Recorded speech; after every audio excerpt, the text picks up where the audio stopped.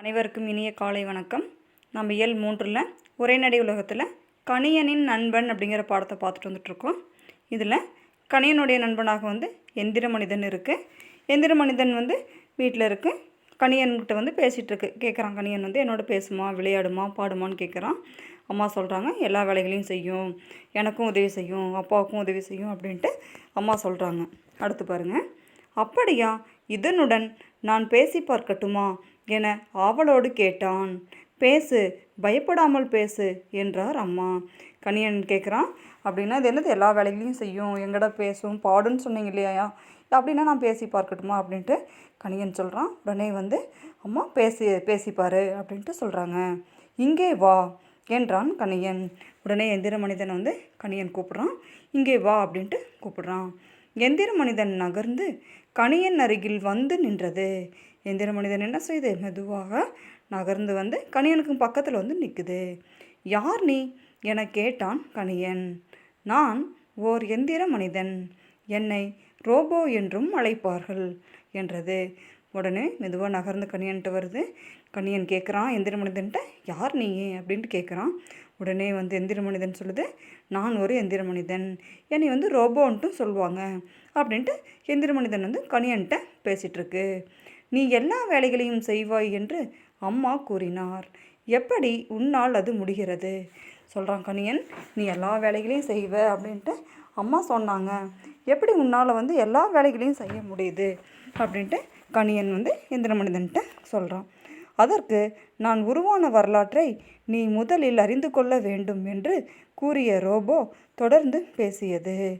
சொல்லுது, இது மாதிரி அதற்கு முன்னாடி நான் எப்படி எல்லா வேலையும் செய்வேன் அப்படின்னு கேட்ட உடனே அதுக்கு எந்திர மனிதன் சொல்லுது, அதற்கு முன்னாடி நான் எப்படி உருவானேன் அப்படிங்கிற வரலாற்றை நான் தெரிஞ்சுக்கணும், நான் எப்படி முதல்ல என்னை யார் உருவாக்குனாங்க அப்படிங்கிறதெல்லாம் நான் தெரிஞ்சுக்கணும் அப்படின்ட்டு ரோபோ சொல்லுது. நான் உருவாவதற்கு முன்பே என்னை பற்றிய கற்பனை மனிதர்களிடம் இருந்தது.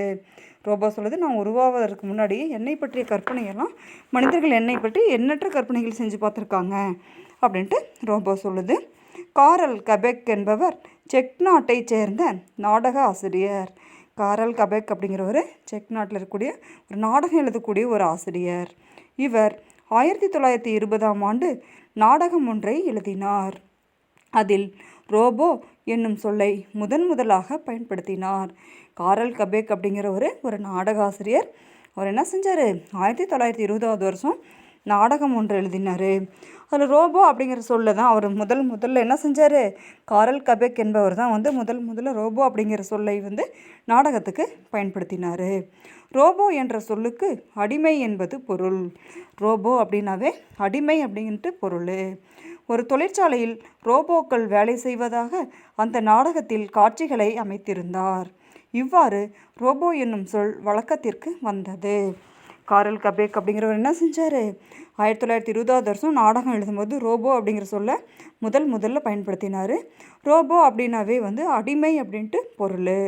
ரோபோக்கள் எல்லாமே என்ன செய்யுது அப்படின்னு பார்த்தோம்னா, தொழிற்சாலையில் வேலை செய்கிற மாதிரி அந்த நாடகத்தில் காட்சிகளை எல்லாம் அமைச்சிருந்தார். இப்படி தான் முதல்ல ரோபோ அப்படிங்கிற சொல் வழக்கத்திற்கு வந்துச்சு, பயன்பாட்டிற்கு வந்துச்சு அப்படின்ட்டு எந்திர மனிதன் கணியன்ட்டு சொல்லிகிட்ருக்குது. மனிதர்கள் தம் வேலைகளை எளிதாக செய்ய முதலில் எந்திரங்களை கண்டுபிடித்தனர். தெரியும், மனிதர்கள் எல்லாருமே ஆரம்ப காலத்தில் என்ன செஞ்சுருப்பாங்க, அனைத்து விதமான வேலைகளையும் மனிதர்களை தான் செஞ்சுட்டு இருந்திருப்பாங்க. இப்போ என்ன செய்கிறாங்க அப்படின்னு பார்த்தோம்னா, எந்திரங்களை எல்லாமே கண்டுபிடிச்சிட்டாங்க அப்படின்னு சொல்லலாம். முதல் காலத்தில் பார்த்தோம் அப்படின்னாவே நம்ம வீட்டு வேலைகள் எல்லாமே என்ன செய்வாங்க, நம்ம கைகளால் தான் பயன்படுத்தி செய்வாங்க. நம்ம விவசாயத்திலேருந்து தொழிற்சாலைகள்லேருந்து எல்லாமே மனிதர்கள் இல்லைன்னா குறிப்பிட்ட வேலைகளுக்கு விலங்குகள் இது எல்லாத்தையும் பயன்படுத்தி செஞ்சுட்டு இருந்த காலமெல்லாம் போய் இப்போ எல்லாமே என்ன ஆயிடுச்சு அப்படின்னு பார்த்தோம்னா, எந்திரங்களை பயன்படுத்தக்கூடிய காலம் வந்துருச்சு. அவற்றை இயக்குவதற்கு மனித ஆற்றல் தேவைப்பட்டது. இவ என்ன செய்யும், எந்திரம் அப்படிங்கிறத கண்டுபிடிச்சாங்க. மனிதர்கள் வேலையை செய்யலை அப்படின்னாலும் என்ன செய்யணும், அந்த எந்திரங்களை இயக்கணும் அப்படின்னா அதற்கு மனித ஆற்றல் அவசியம் தேவை.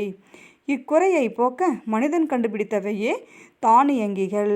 மனிதனுடைய ஆற்றலே இல்லாமல் தானியங்கிகள் தானே குறிப்பிட்ட நேரத்தில் என்ன செய்யும், அதுவே செய்யக்கூடிய அளவுக்கு தானியங்கிகள் அப்படிங்கிறது கண்டுபிடிச்சிருக்காங்க. தானியங்கி என்றால் என்ன தெரியுமா, நுட்பமான கடினமான ஒரே மாதிரியான வேலைகளை மனிதரை விட விரைவாக தானே செய்து முடிக்கும் எந்திரமே தானியங்கி ஆகும். என்னது அப்படின்னா மனிதனை ஒரே மாதிரி இருக்கும். மனிதரை விட என்ன செய்யும் அப்படின்னு பார்த்தோம்னா விரைவாக வேலைகளை எல்லாம் என்ன செய்யும்னா தானே முடிக்கக்கூடிய எந்திரத்தை தான் நம்ம வந்து தானியங்கி அப்படின்ட்டு சொல்கிறோம். ஒவ்வொரு தானியங்கிலும் ஒரு கணினி இணைந்து இருக்கும். தானியங்கியின் செயல்களை அந்த கணினி கட்டுப்படுத்தும். எல்லா எந்திரங்களுக்குள்ள தானியங்களுக்குள்ளே என்ன செஞ்சுருப்பாங்க அப்படின்னா கணினிகள் வந்து பொருத்தி இருப்பாங்க. அந்த கணினிகள் என்ன செய்யும் அப்படின்னு பார்த்தோம்னா அந்த எந்திரங்களை எல்லாமே அந்த கணினி தான் வந்து என்ன செய்யும் கட்டுப்படுத்தும் அப்படின்னு சொல்லியிருக்காங்க. இவ்வகை தானியங்கிகள் இன்று பல தொழில் நிறுவனங்களில் பயன்பட்டு வருகின்றன.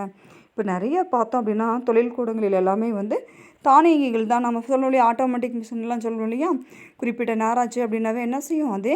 முன்னாடி காலத்துலலாம் பாருங்கள், எக்ஸாம்பிள் பார்த்தோம் அப்படின்னா துணி துவைக்கிறதுக்குலாம் என்ன செய்வாங்க, வாஷிங் மிஷின்ட்டு இருக்கும். அப்போ என்ன செய்யணும், நம்ம துவைக்கணும், தனியாக வந்து தண்ணி ஊற்றணும், அலசணும் அப்படிங்கிற மாதிரியெல்லாம் இருந்துச்சு முன்னாடி காலத்தில்.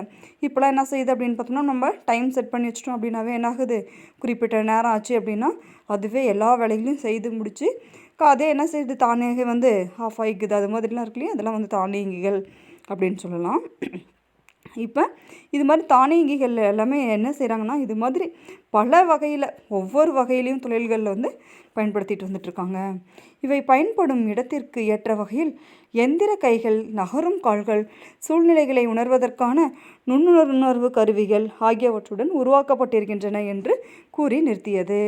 தெரியும், நமக்கு நடந்துக்கிட்டே செய்யக்கூடிய இருக்குது இல்லையா, ஒரே இடத்துல குறிப்பிட்ட அந்த வகை இயந்திரங்கள்லாம் ஒரே இடத்துல இருக்கக்கூடிய இயந்திரங்களும் இருக்குது. நகர்ந்து அப்படி கால்கள் இருக்கிற மாதிரி கைகள் இருக்கிற மாதிரி நகர்ந்து ஒவ்வொரு வேலைகளும் செய்யக்கூடிய அளவுக்கு தானியங்கள்லாம் இப்போ வந்து கண்டுபிடிச்சிருக்காங்க அப்படிங்கிறதெல்லாம் வந்து எந்திர மனிதன் சொல்லுது. இது வரைக்கும் நம்ம என்ன பார்த்தோம் அப்படின்னு பார்த்தோம்னா எந்திர மனிதன் என்னென்ன வேலைகள்லாம் செய்யும் அப்படிங்கிறத பார்த்தோம்.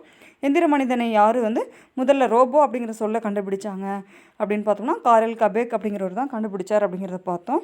அதுக்கடுத்து எந்திர மனிதர்கள் என்ன சொல்லிச்சு அப்படின்னு பார்த்தோம்னா தானியங்கிகள் அப்படிங்கிறதுலாம் என்ன அப்படிங்கிறதெல்லாம் கணியன்ட்ட சொல்லிட்டு வந்தது. மீண்டும் அடுத்த வகுப்பில் அடுத்த இருக்கக்கூடிய பகுதியை பார்க்கலாம். நன்றி.